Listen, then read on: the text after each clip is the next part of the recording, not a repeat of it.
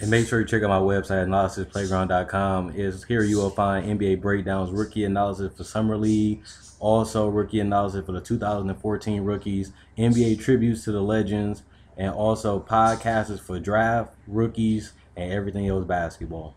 It's your boy Point Wave Basketball Analysis coming to you with the biggest breakdown so far this summer to get y'all excited for the season. We're going to talk about the top 10 players in the NBA for the last list.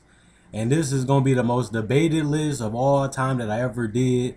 Usually I get it right. This year, it's just a lot of people got better. A lot of people got injured.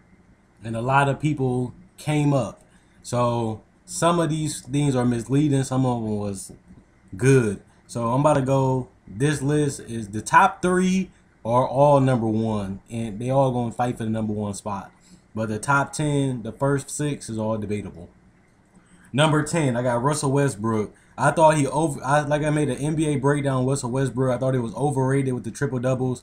He was trying to get triple doubles. He was stat padding, and he didn't shoot the ball that good from 3, and he didn't shoot that ball that good from the field, and he was turning over the ball like 8-9 times a game, 7 at the least. He was averaging way too many turnovers, shooting poorly from the field, shooting poorly from the three-point shot with a whole lot of turnovers. If you want to be a top 5 player, you got to be efficient. And he's not that efficient ever. He never was that efficient ever. But this season, it was a little overrated. And I got Russell Westbrook clocking in at the 10th spot. And I don't think he should be no higher than 7. Russell Westbrook is not an elite player until he get efficient. Until he become an efficient player, he's never going to be in my top 5 or higher than that. Number 9. This is debatable, but I got Kawhi Leonard. He kind of was a shell of himself in the playoffs. He didn't shoot that ball that well. He didn't finish that well, but he still was getting 20 points, close to 20 points a game. But he just wasn't that efficient like he was in the regular season. He's the reigning defensive player of the year. He just got to get that takeover mentality and feel like he can get any shot off against anybody. He just got to get that dominant player mentality. And once he get that, Kawhi Leonard going to easily be a top 5 player and higher because he's only 23, about to be 24.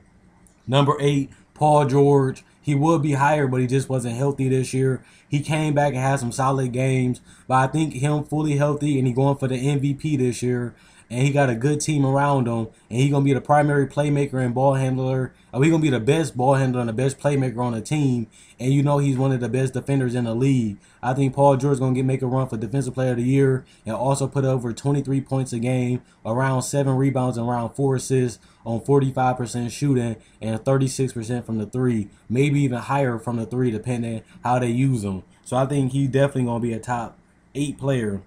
7, I got I got Blake Griffin at 7, Chris Paul at 6.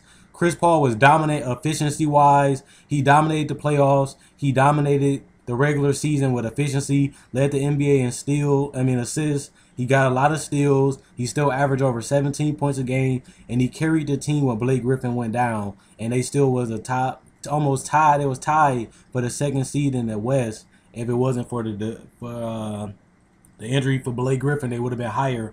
I actually think Blake Griffin and Chris Paul both can be MVP candidates if the Clippers can win 60 games. They got a whole lot of talent. They got the right coach. They got the right depth, talent-wise. I think that this team can make a run for MVP, Blake or Chris Paul, or even be co-MVPs if they can win 60-plus games for the first time for the Clippers.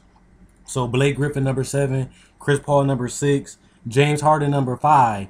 Only reason why I got James Harden on number 5 over Chris Paul is because ever since he went to the Rockets as a franchise player, they made the playoffs every single season. He led them to the playoffs for the first 3 seasons he's got there. He led them to the playoffs without Dwight Howard, their best player, the 2nd best player on the team. He wasn't even healthy, and James Harden still led them to 55 wins, and they got to the Western Conference Finals. So I think, and they beat Chris Paul and Blake in the result. So I think James Harden definitely is a top 5 player. Number 4, Steph Curry. That's obvious. Number 3 is debatable. Anthony Davis was the best player in the NBA this season. Kevin Durant was the best player in the NBA last season. So I got Anthony Davis, number 3. Once he get a higher seed in the playoffs, he hit the dagger to drain OKC from the playoffs, and he made the playoffs and he dominated.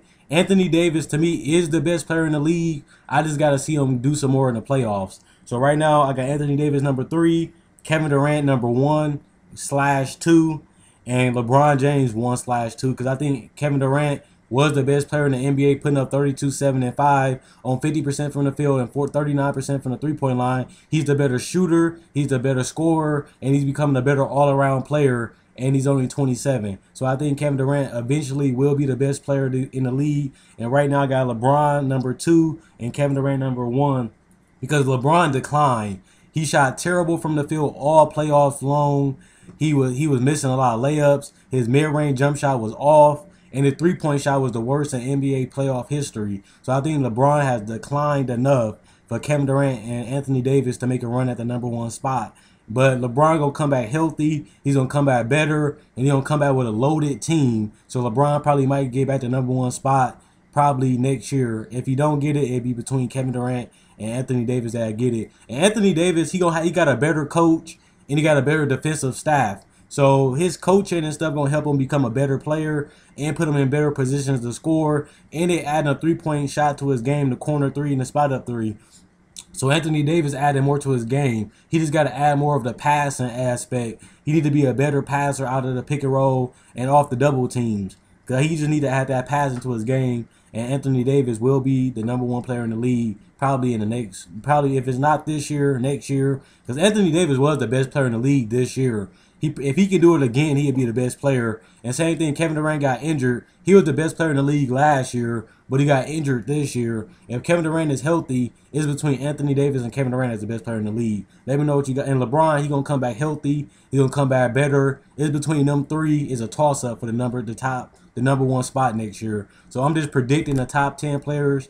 Let me know what you guys think in the comment section below. If you disagree with the list, all you got to do is comment your list, so I can see what you guys think and see if we're on the same page. If you don't like my list, comment and tell me what you don't like, what I need to change, so we can make the perfect top 10 list that everybody like.